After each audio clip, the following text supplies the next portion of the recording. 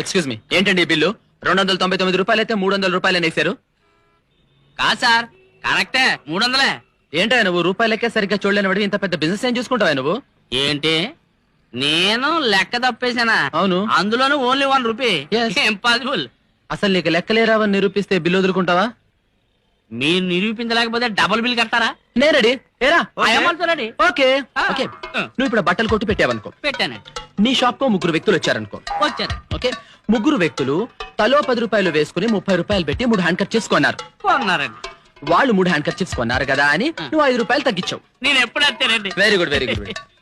అప్పుడు మీ కుర్రాడు తీసుకెళ్లి 5 రూపాయలు వాళ్ళకి వెనక్కి ఇచ్చాడు. వాళ్ళు సంతోషించి కుర్రాడికి 2 రూపాయలు టిప్పిచ్చి మిగిలిన 3 రూపాయల్లో తలా 1 రూపాయి తీసేసుకున్నారు. తీసేసుకున్నారు. క్లియర్?